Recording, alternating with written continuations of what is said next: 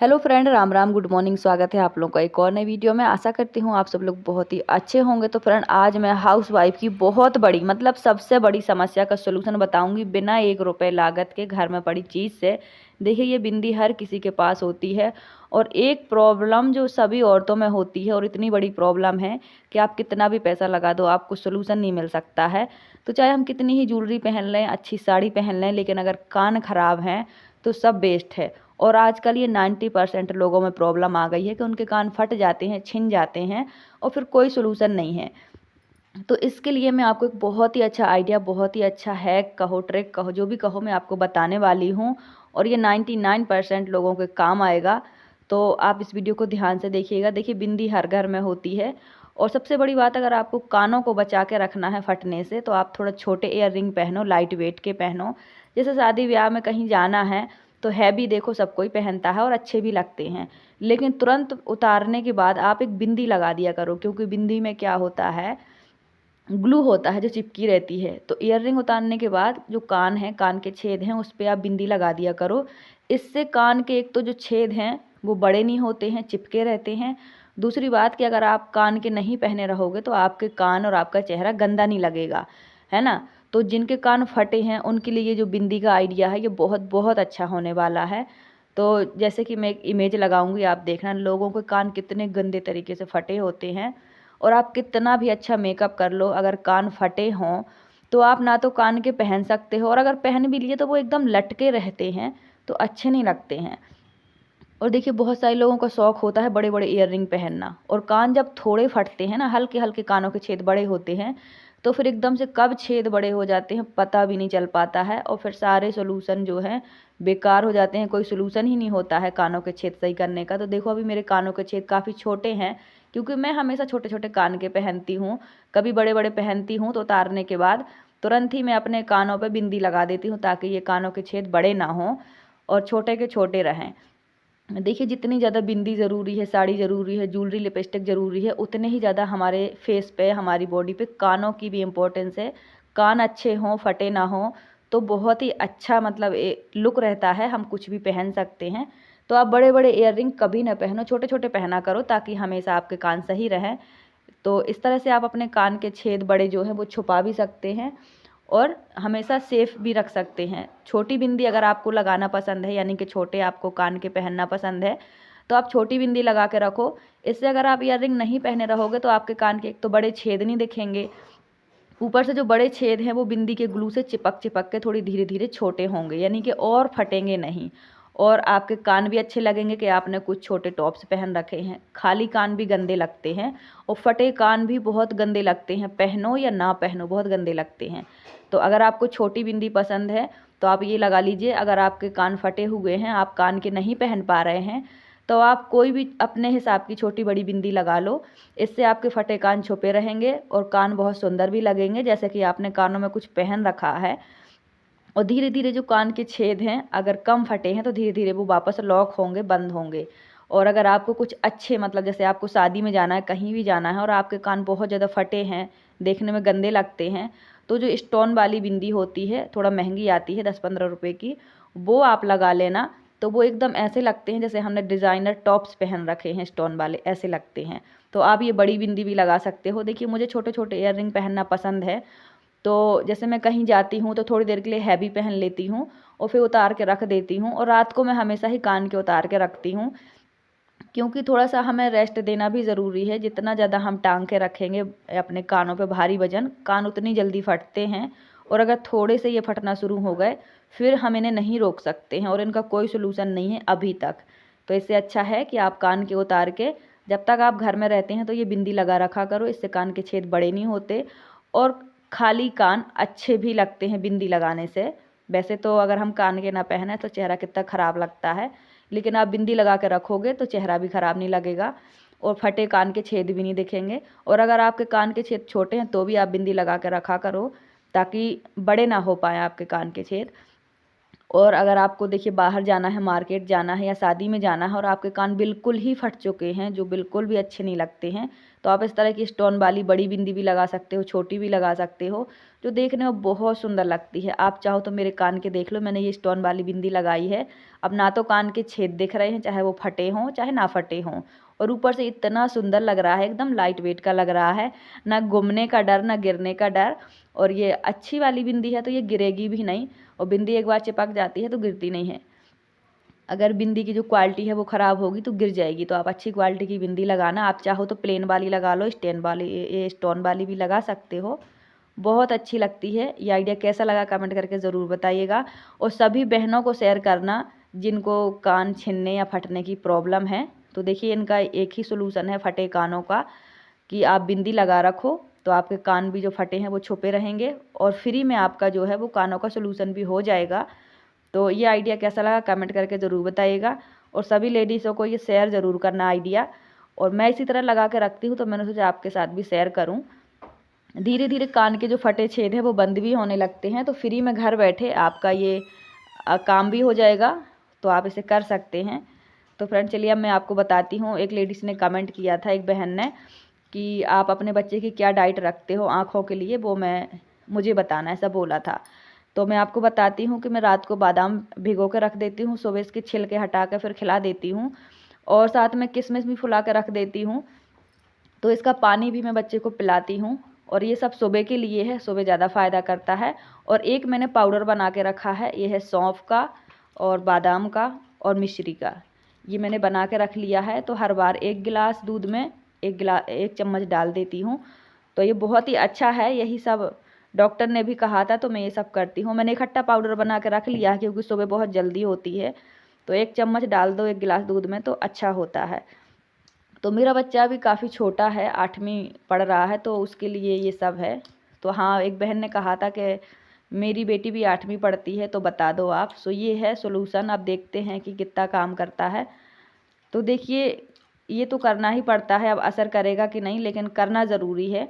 तो ये सब मैं करती हूँ, आप भी कर सकते हो। फ़ायदा तो सब कुछ करता है, पर ये परमानेंट काम करते रहो तभी फ़ायदा करता है। तो फ्रेंड अब करनी है मुझे सिलाई। तो अभी ये सूट करना था लेकिन बुकरम नहीं आया है, गले नहीं बन पाएंगे, तो इसीलिए मैं अभी सूट को बाद में करूँगी। पहले मैं ये प्लाज़ो करूँगी जो अस्तर वाला है। तो इसको मैंने काट के रखा है, तो मैंने काट के पहले ही रख लिया था, और फिर देखा जब मैंने चला के तो पता चला कि इसमें सिलाई ही नहीं चल रही है, फिर मेरे लिए एक प्रॉब्लम हो गई।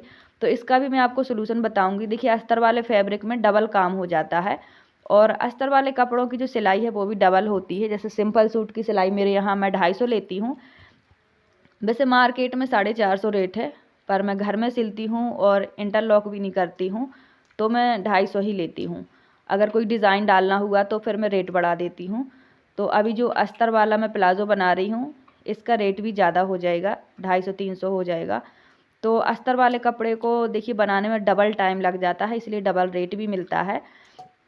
तो एक बहन ने पूछा था कि दीदी आप प्लाज़ो बनाने का कितना पैसे लेती हैं, सिर्फ प्लाज़ो बनाने का।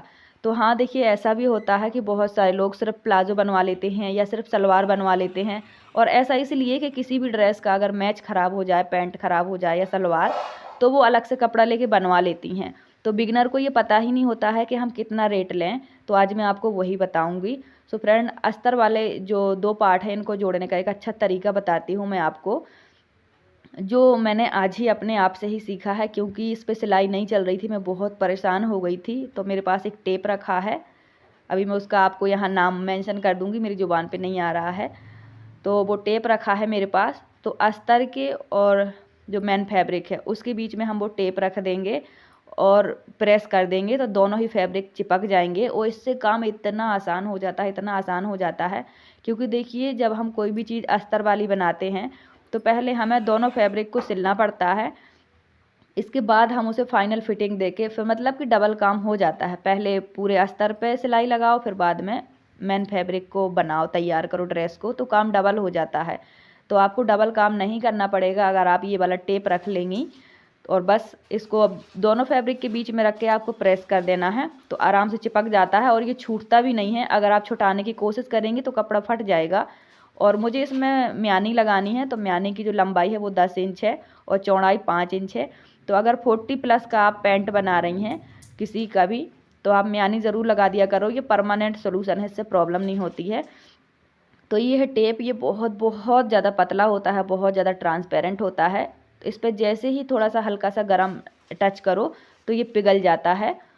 पर हाँ, कपड़ा कभी नहीं छूटता है। अगर 2-3 बार वॉश करोगे, आप खींचोगे तो फिर छूट जाएगा। तो अभी तो हम इन दोनों को जोड़ेंगे, इसके बाद हम सिलाई कर देंगे तो ये परमानेंट सिलाई हो जाएगी।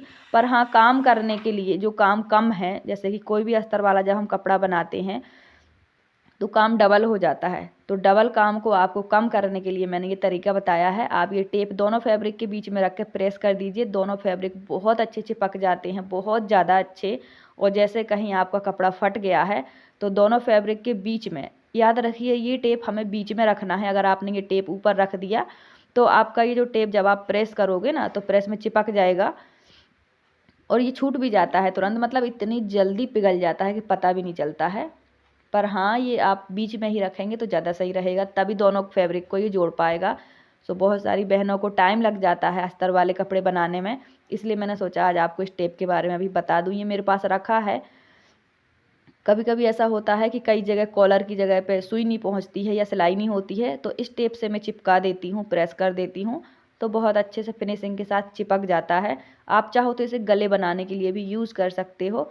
ये दोनों फैब्रिक के बीच में इसे रख के प्रेस कर दो, पलटा दो तो एकदम फिनिशिंग के साथ तैयार हो जाता है। तो ये मैं कभी कभी करती हूँ, रोज़ तो नहीं करती हूँ, जहाँ ज़रूरत पड़ती है वहाँ कर देती हूँ। ये टेप एक तो सस्ता भी पड़ता है और इतना ज़्यादा होता है, इतना ज़्यादा होता है, और इससे काम इजी हो जाता है। तो आप कर सकते हो। ये आइडिया था मेरे पास तो मैंने सोचा आपके साथ शेयर करूं। तो हाँ, एक बहन ने बोला था कि आप सिर्फ प्लाजो का कितना लेते हो बनाने का।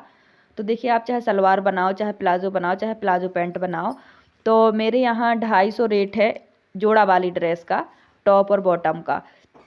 तो कोई भी चीज़ जब आप तोड़ के बनाओगे, यानी कि आप सिर्फ टॉप का बनाओ या बॉटम का बनाओ, जब आप सिर्फ एक चीज़ बनाओगे तो उसका आधा रेट ले लेना। जैसे मेरे यहाँ 250 है तो मैं 125 ले लूँगी, चाहे कोई प्लाजो बनवाए या प्लाजो पैंट बनवाए, तो मैं 125 लूँगी। और ये मुझे बनाना है पॉकेट वाला और प्लस है ये अस्तर वाला, तो मैं इसके 250 रुपये लूँगी।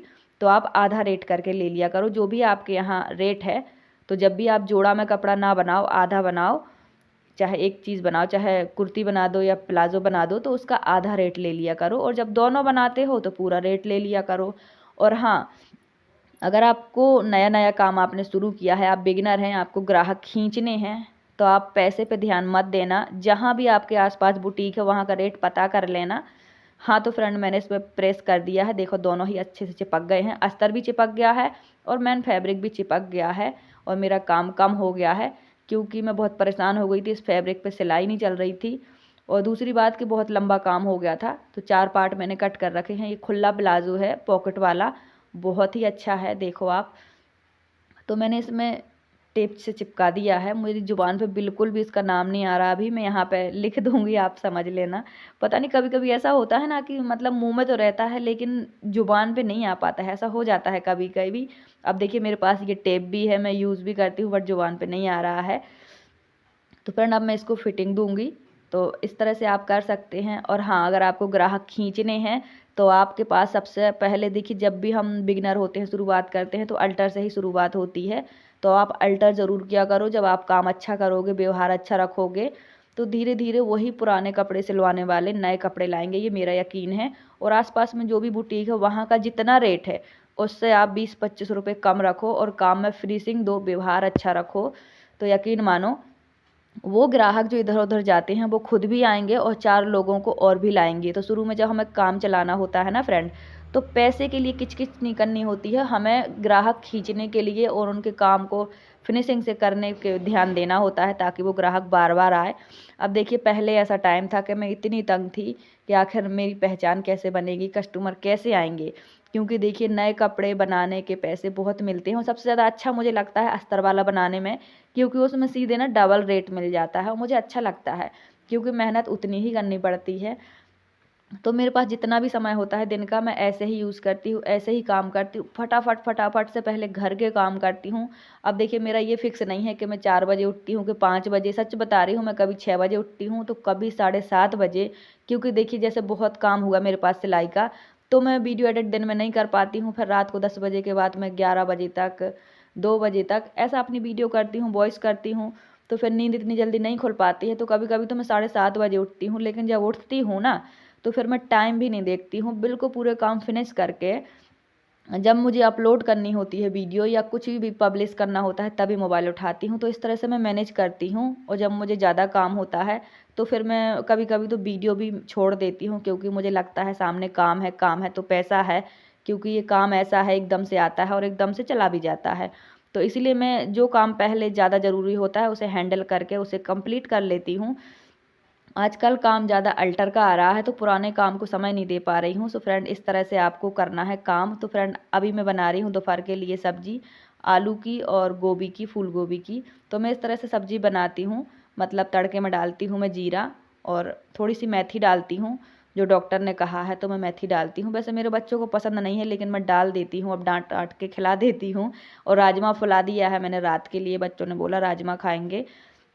तो देखिए इस तरह से मेरा टोटल बिजी जो टाइम है इतना ज़्यादा रहता है, मैं आपको बता नहीं सकती हूँ फ्रेंड। ऐसे ही मैं मैनेज करती हूँ, मेरे पास कोई एक्स्ट्रा टाइम नहीं होता है। लेकिन सच बताऊँ, मुझे अच्छा लगता है कि चाहे मैं 2-4 पैसे ही क्यों ना कमाऊँ, लेकिन कमाती रहूँ, काम आता रहे, मन लगा रहे, क्योंकि फ्री होने से बहुत टेंशन होती है मुझे। तो आज की वीडियो कैसी लगी कमेंट करके ज़रूर बताइएगा। Thank you so much, bye.